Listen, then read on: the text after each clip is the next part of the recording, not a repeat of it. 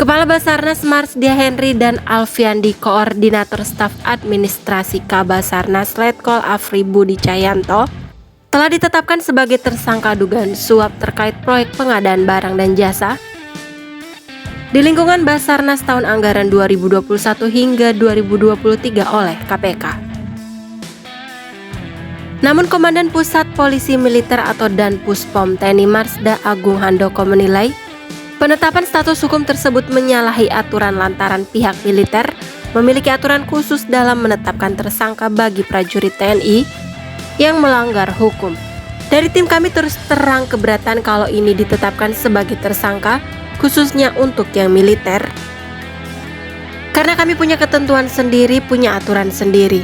Namun saat press konferensi KPK ternyata statement itu keluar bahwa Letkol A, B, C maupun Kabasarnas Marsda HA ditetapkan sebagai tersangka, kata Pak Agung dalam konferensi pers di Mabes TNI Cilangkap, Jakarta Timur. Beliau pun menyayangkan sikap KPK yang langsung mengumumkan status tersangka terhadap Pak Henry dan Afri, sebab keduanya masih merupakan prajurit aktif saat tertangkap dalam kasus ini. Lantas bagaimana profil dan rekam jejak Danpuspom TNI Marsda Agung Handoko? Langsung saja simak ulasan berikut ini.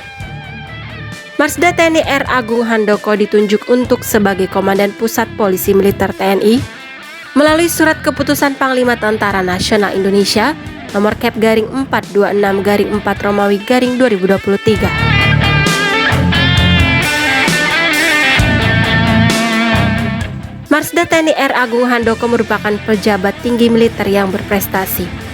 Dirinya pernah meraih penghargaan Adi Makayasa sebagai lulusan terbaik Akademi Angkatan Udara tahun 1988. Sederet posisi strategis pun pernah diemban Jenderal Bintang 2 ini. Ia pernah menjadi Komandan Pangkalan Udara Pangeran Muhammad Bunyamin atau biasa disingkat Lanut Pangeran M. Bunyamin, Pangkalan Udara Militer milik TNI Angkatan Udara yang berada di Astra Kesetra Manggala, Kabupaten Tulang Bawang, Lampung pada tahun 2003 hingga 2004. Pria kelahiran Semarang, Jawa Tengah pada tanggal 20 Februari 1966 ini malang melintang di Korps Polisi Militer TNI. Beliau mengawali dengan menjabat sebagai Wakil Komandan Pusat Polisi Militer TNI Angkatan Udara atau Wadanpuspomau.